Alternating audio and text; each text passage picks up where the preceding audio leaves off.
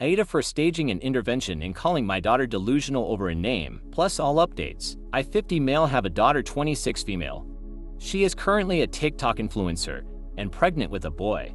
She is obsessed with this influencing thing, everything being about the numbers.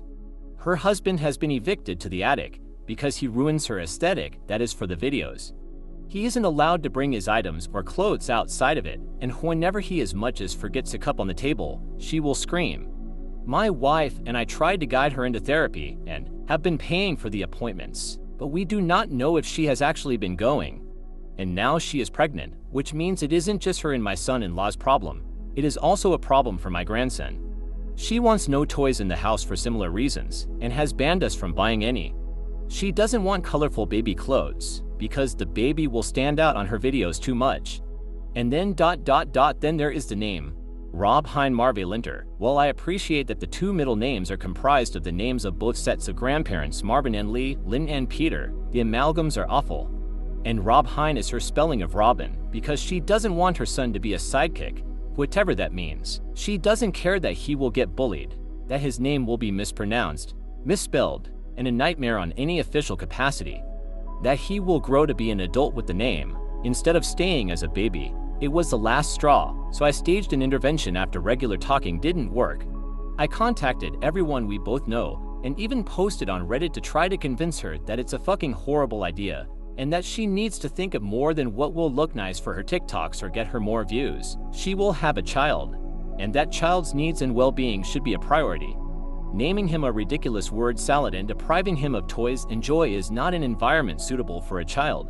She called me an asshole, and I called her delusional in return. I really don't think I'm the asshole here, but my wife's family seems to think I overreacted since it's just a name.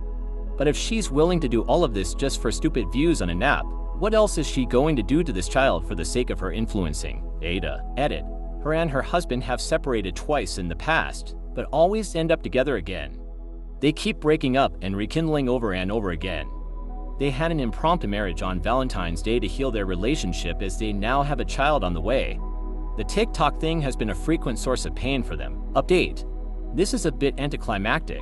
We had a family meeting after my daughter's husband got out of work and presented her the Reddit threads, as well as some stories that people shared in the comments. She was reading the comments for about an hour while they kept pouring in, and it overwhelmed her. Didn't help that I kept responding to comments during this time, which was stupid and inconsiderate of me. I did apologize to her, but she doesn't have it in her to forgive me at this moment. At first she was very quiet, before admitting that she needed help. She said that she was struggling with feeling fulfilled after her work was made remote back in the original lockdown, and needed more things to do that separated work from home. It's where the influencing came in.